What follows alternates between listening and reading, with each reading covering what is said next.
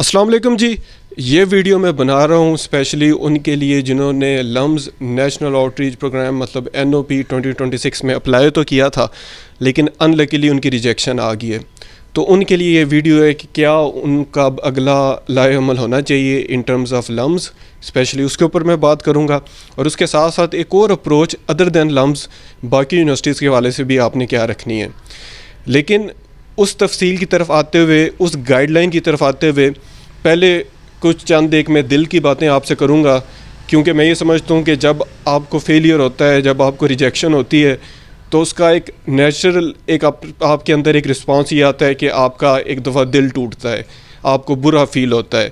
تو آپ میں سے دیکھنے والوں میں سے شاید بہت سے ایسے بھی لوگ ہوں جو کہ دل برداشتہ ہوں اور تھوڑا پریشانی کا شکار ہوں، تو ان کے لیے میں کچھ ایک باتیں دل سے کرنا چاہتا ہوں. تو سب سے پہلے تو میں ایک آپ کو مثال دوں گا، وہ یہ کہ دیکھیں دو قسم کے شخص اگر فار ایگزامپل ہیں. ایک شخص ہے جس کی سٹوری یہ ہے کہ اس نے اپنی لائف جرنی شروع کی، اس نے ایک کیریئر شروع کیا، ایجوکیشن شروع کی اور بڑی سموتھلی اس کی چیزیں ہوتی وہ جو ہے نا اپنی زندگی گزار رہا ہے. اور اس کے برعکس ایک ایسا شخص ہے جس کو زندگی میں چیلنجز آئے، جس کو بار بار ریجیکشنز ہوئی، جسے بار بار فیلئر دیکھنے پڑے، جسے بار بار سیٹ بیکس دیکھنے پڑے. اور ان سب چیزوں کے نتیجے میں اس کے ساتھ کیا ہوا کہ اس کو ہر موقع، ہر لمحے پہ اپنا پوٹینشیل کا اندازہ ہوتا چلا گیا. کیونکہ یاد رکھیے گا، جو آپ کا اصل پوٹینشیل ہے اس کا آپ کو پتہ تب بھی چلتا ہے جب آپ کے سامنے کوئی چیلنج آتا ہے، جب آپ کے سامنے کوئی مشکل آتی ہے، تو پھر آپ کو پتہ چلتا ہے کہ آپ کے اندر اصل میں پوٹینشیل کتنا ہے، آپ کتنا جو ہے سیٹ بیک ابزارب کر کے آگے بڑھ سکتے ہیں. تو اس وقت آپ اپنا پوٹینشیل ریئلائز کرتے ہیں اور اس طرح سے آپ بہتر سے بہتر کریکٹر بن جاتے ہیں. تو آپ لوگ جنہیں ریجیکشن ہوئی ہے، آپ لوگوں نے اپنے آپ کو سیکنڈ کیٹیگری میں سمجھنا ہے. اور میرے نزدیک یہ جو سیکنڈ کیٹیگری ہے، جسے فیلیئرز کے ذریعے، جسے ریجیکشنز کے ذریعے اپنے پوٹینشیل کا پتہ چلتا ہے، وہ لوگ الٹیمیٹلی زیادہ کامیاب ہوتے ہیں.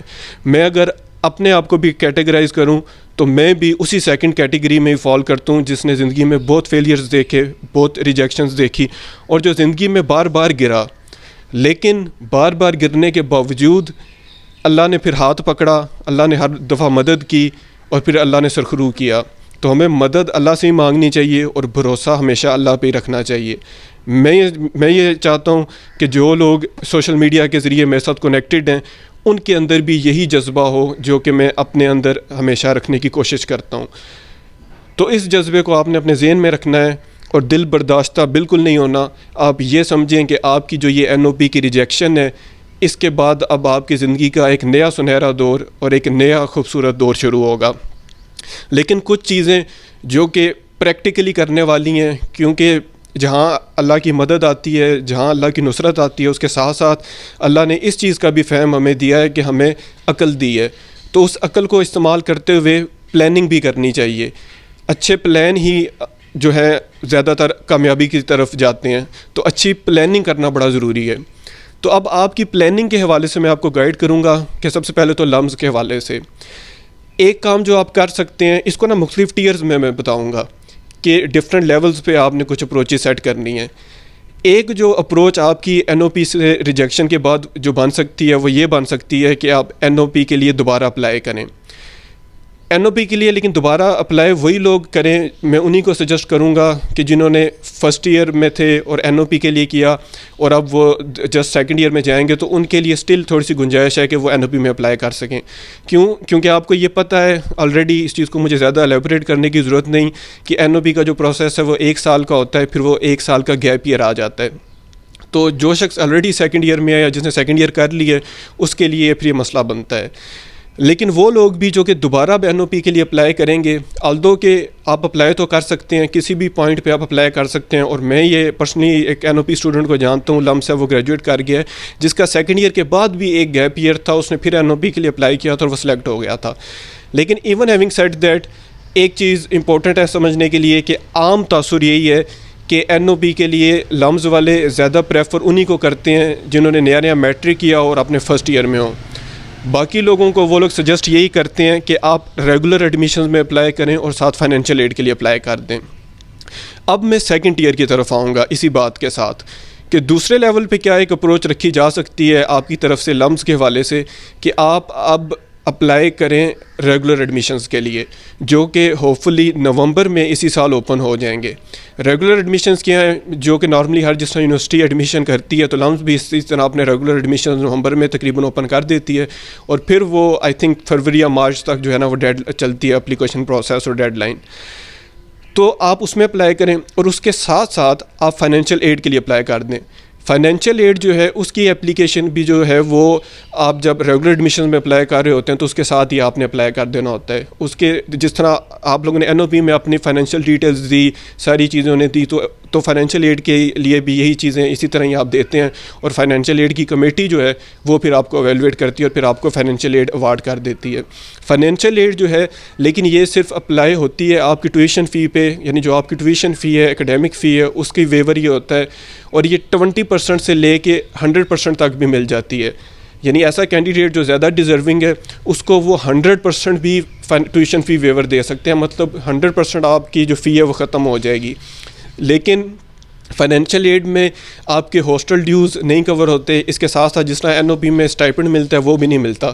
این او پی میں بہرحال جو ہے وہ ہاسٹل ڈیوز بھی کور ہو جاتے ہیں، اور ساتھ میں وہ آپ کو اسٹائپنڈ بھی منتھلی دیتے ہیں، تو اس وجہ سے N O P of course financial aid سے بہتر ہے۔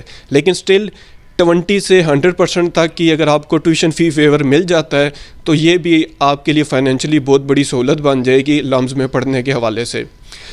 اس کے بعد لمز جو ہے وہ لونز کے آفر بھی ایک آپشن ہے کہ وہ لونز بھی دے دیتی ہے اسٹوڈنٹ کو، کہ وہ آپ کی ٹیوشن فی کور کرنے کے لیے آپ کو لونز دے دے گی، اور وہ loans I think interest free ہوتے ہیں، تو وہ لونز آپ کو دے گی، اور پھر جب آپ گریجویٹ کر جاتے ہیں، جاب کرنے لگ پڑتے ہیں، تو پھر کچھ سالوں میں آپ نے وہ لونز لمز کو واپس کرنے ہوتے ہیں، تو وہ بھی ایک اچھا آپشن ہے جو کہ آپ کو فائنینشلی لمز کے حوالے سے سہولت مل جائے گی۔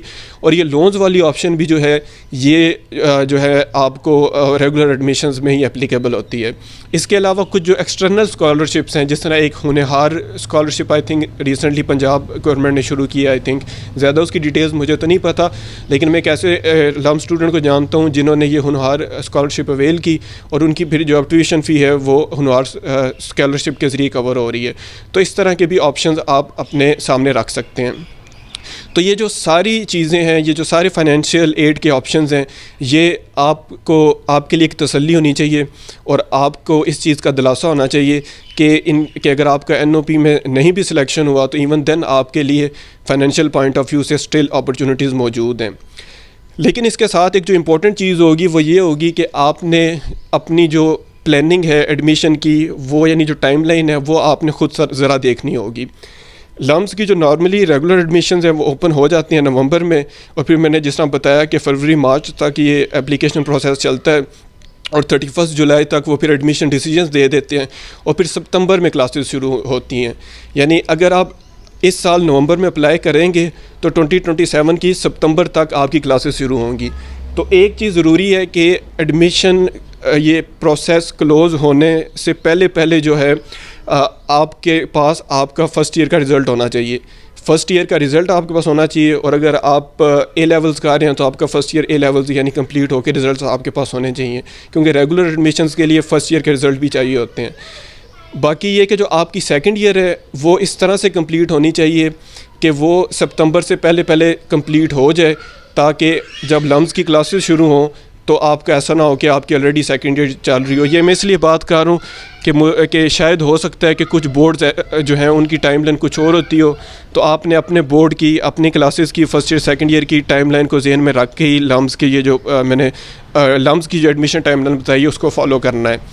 تو آئی ہوپ اس سے آپ کو چیزیں یہ سمجھ آ گئی ہوں گی لمز کے والے سے۔ اس کے علاوہ لمز کے ساتھ ساتھ باقی ساری اچھی یونیورسٹیز میں آپ نے اپلائی کرنا ہے۔